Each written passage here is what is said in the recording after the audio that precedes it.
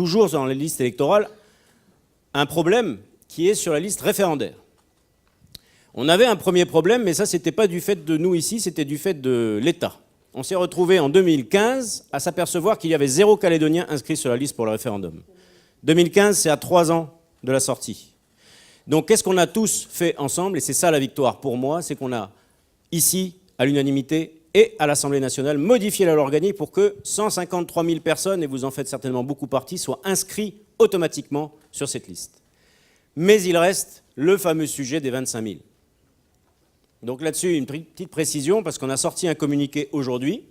Le Rassemblement des indépendantistes nationalistes redit il y a 25 000 personnes de statut civil coutumier, 25 000 Kanaks qui ne sont pas présents sur la liste pour le référendum, et pour le RIN, le Rassemblement des indépendantistes et nationalistes, et pour une partie de l'UC, c'est un combat, et ils contestent d'avance la sincérité et la légitimité du scrutin qui serait issu d'une liste qui, selon eux, n'est pas complète. Les 25 000, c'est un chiffre qui n'est pas avéré, c'est un chiffre qui est faux.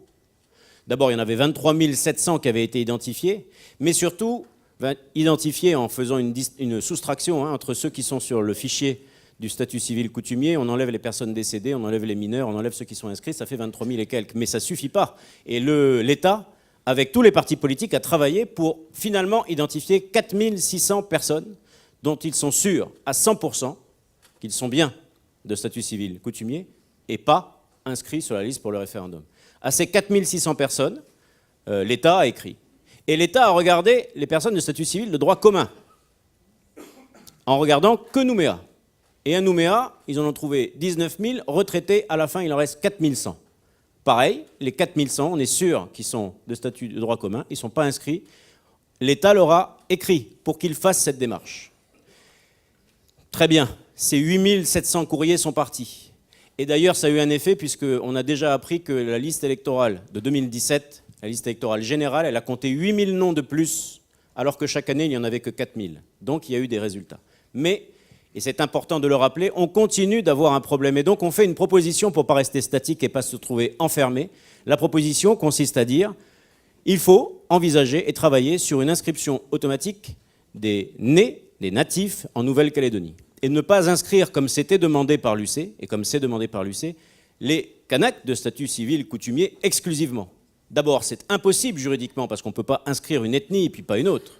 Mais c'est surtout à l'envers de ce que Philippe vient d'expliquer, de rappeler tout à l'heure, à l'envers de l'esprit de l'accord de Nouméa et de nos droits communs, mutuels et légitimes à avoir le droit électoral sur la liste pour le référendum. Donc nous, on fait cette proposition. C'est une proposition. Elle n'est pas reprise encore. Et je note simplement que c'est aussi une proposition qui pourrait, du côté du FLNKS, obtenir une écoute attentive, puisque ce n'est plus l'UC qui s'exprime, c'est le FLNKS. Dernièrement, ils ont dit, nous, on est prêts à discuter d'une proposition qui permettrait l'inscription des personnes de statut civil coutumier.